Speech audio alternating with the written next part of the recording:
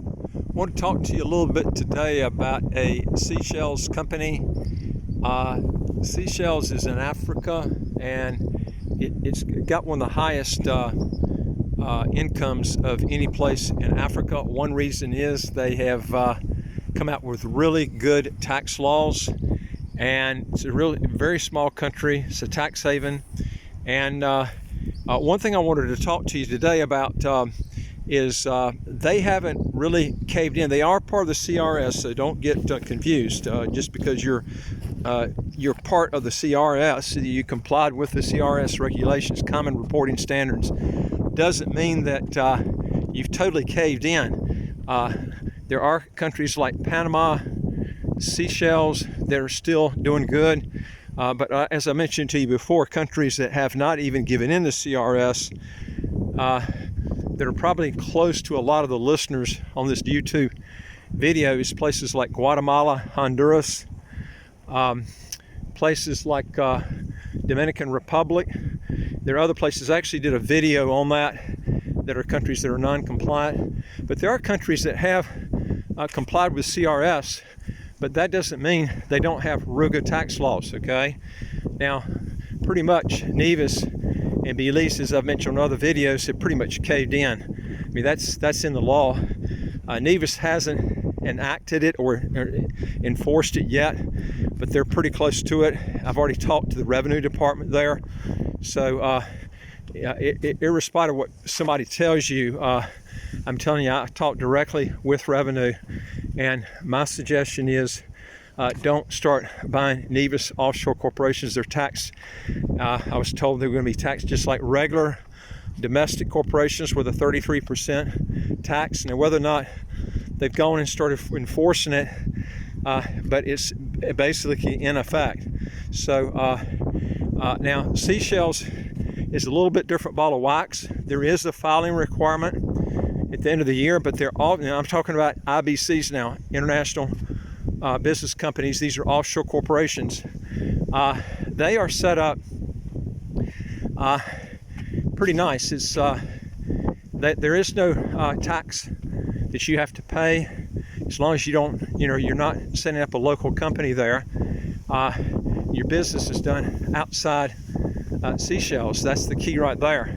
Now, what you can do by being using a Seychelles company, you can avoid all Social Security tax, VAT. You can avoid any sort of income tax, corporate tax rate, but there is a filing requirement. Now, whether they go one step further, that's why you need to keep looking at these videos, because I stay on top of this as much as I can.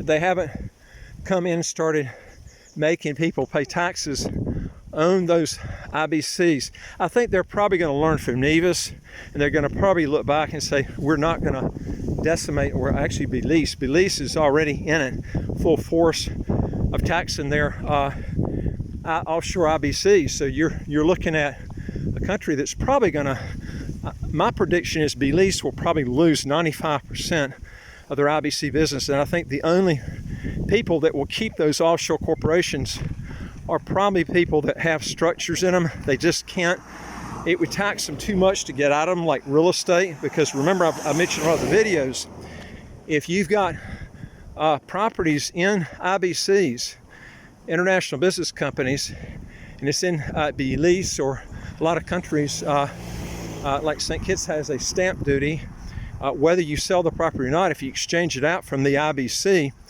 to your own name, they transact that business just like it was a sale. And in St. Kitts and Nevis, there's a 10% stamp duty. So if you got $1 million property and you transfer it out from your name, or actually from the IBC's name to your name, you're looking at a 10%. That property is not sold. They'll do a valuation to find out what it's worth at the time the transfer occurs, and you're looking at $100,000 stamp duty. So this is the type of thing you got to be looking at. So now let's look at Seychelles a little bit.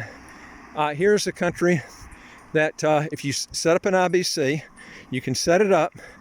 There's no corporate income tax, no income tax on the entity, as long as you even if you pay yourself salary, no Social Security tax, as long as you're doing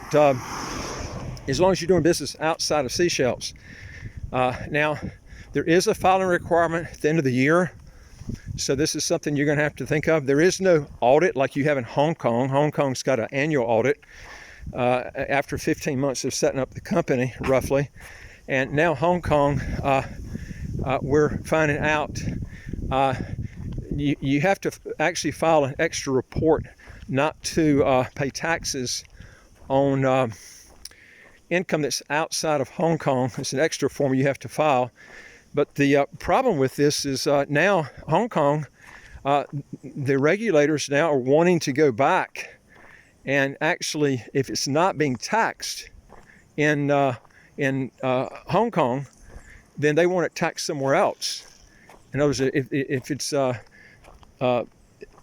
if you're not getting taxed in that other jurisdiction that that you're in, because you're going to have to explain where your residency is, then Hong Kong's going to want to have it taxed. Now, you're going to have providers that don't say that they're saying that that's not correct. The fact is, this is something that's coming into play right now. We're already talking to registered offices that are having this problem, and sometimes it's going out 1 or 2 or 3 years before they will even accept it or deny that income. Okay, and if they deny it, the exclusion that you took, and Hong Kong says that you should have paid tax on that, you get penalties and interest on that too. I would stay away from Hong Kong IBCs now, or their offshore corporations. Seychelles is still real good. Okay, don't like the filing requirement that you got each year, because you're going to have to file that. And the records too are public record on the owners. Nevis, you don't have that situation, but you have the problem with the tax with Nevis. That's the problem. So this is something you have to think about. Panama's pretty nice too. The thing I don't like about Panama is you got to have 3 directors, and that's a problem right there. But if you can deal with that, that's one of the issues you have to deal at hand. But Seychelles, anyway, it's a good choice for right now. If things change, I can let you know. Also, if you will, you want to learn more how to legally get your income taxes to zero, how to get a second passport as quick as 45 days, do 3 things. Hit the subscribe button at the right of your screen. You'll get new videos as they come out automatically. And I would like to hear from you. If you got a question or comment, just put it below. And go to our website, www.citizenshipquickly.com, and ask for some help. Okay, now let me give you a little bit of scenario why a Seychelles company would probably be better than an unincorporated business comparison in St. Kitts. Okay, now let's look at St. Kitts for a minute. St. Kitts has really good tax laws. Okay, and they have no income tax, but they do have a tax on businesses called an unincorporated business tax, which was 4%. They reduced it to 2% of gross. You do get one big deduction off that before the 2% kicks in, but that's almost zero. It's real low. Okay, so let's compare that with Seychelles. Okay, now why would you want an unincorporated business with St. Kitts versus Seychelles? You would want to do that if you've got local business in St. Kitts, because Seychelles got a lot higher tax if you're going to be working locally in a country than St. Kitts does. Seychelles got a higher tax rate locally than St. Kitts. St. Kitts would have, like I said, if it's unincorporated business, right now it's 2% during the coronavirus. They might go up to 4% after the coronavirus is over with. Okay, I'm going to show you these houses while I'm kind of walking here. All right, now how can you get it even better than a 2% tax? Well, remember, Seychelles, it's zero. And St. Kitts does have, and I put this on another tape, but I want to make sure you didn't misunderstood me. St. Kitts, if you have an unincorporated business and you're the owner of the company, okay, right now, Social Security is not forcing the owner of the unincorporated business to pay Social Security, and that could change, okay? But right now, they don't have that. It's like a voluntary thing. If you have employees in St. Kitts, that's different. Now you can outsource to another country and you can avoid that, okay? And you'd have to go on the laws on whatever that country is, that other country you're outsourcing in, or you can hire someone as a self-employed contractor in that country, and then not have to hassle with that at all, because you're paying that other person in that other country on a contracting basis, okay? So that's another way you can avoid that. Now, let's look at Seychelles, and let's look at an unincorporated business in St. Kitts. St. Kitts would be better if you're wanting to do something locally in the place you're living. But if you're doing everything outside the country, okay, then it's a different story, because St. Kitts is still going to charge you 2%, which is almost zero. I mean, it's real low, okay? But Seychelles is going to be zero. So St. Kitts is going to be 2%, could be 4% after the coronavirus is over with. And you have that big deduction before that percent is kicked in. And then you've got zero in Seychelles. Plus Seychelles, you don't have to pay Social Security either if it's an IBC, International Business Company, and your business is done outside of Seychelles. And you would not, if you're living in a place like St. Kitts, you couldn't be selling locals, whatever service you're doing, because they would want you to set up a local company to do that. Okay, so if everything's outside the country and nothing's local, Seychelles is going to come out ahead. Okay, now I'm going to tell you some of the things that you're going to have to run into is this.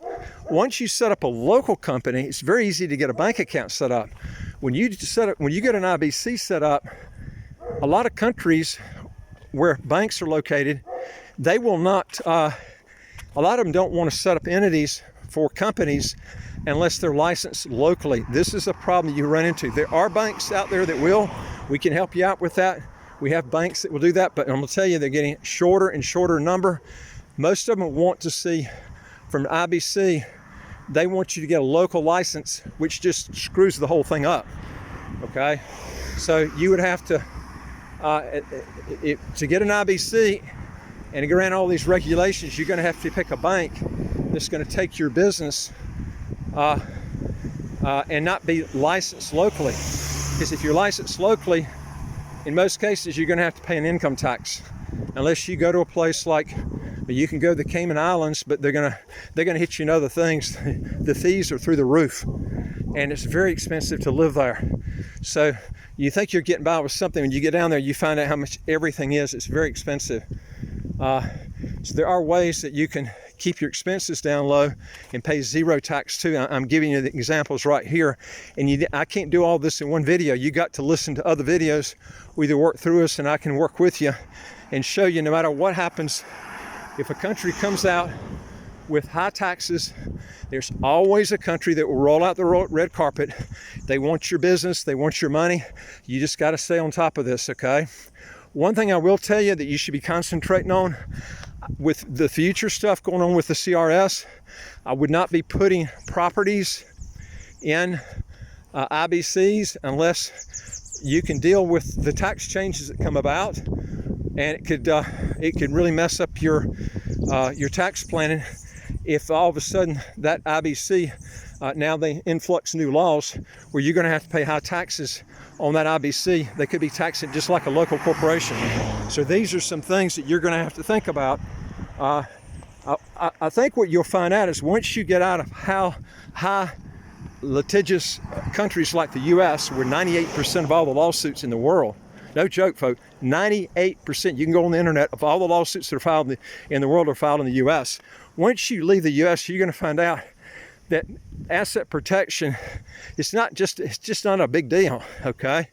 But what is you need to watch your tax, and you can do it a lot easier if you keep assets in your name.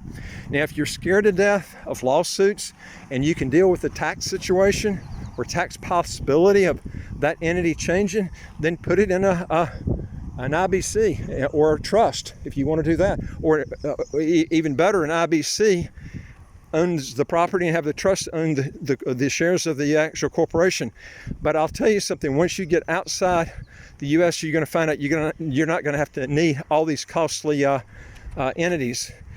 They do come in handy for a business purpose, because I'm going to tell you, you can't work a business from Seychelles with your personal name. You're going to have to set up a corporation structure to do that, and there's no other way around it. And they give you good tax laws. You only have to pay the annual fees for the actual corporation. Anyway, I'm just trying to give you some ideas on how to go about doing this.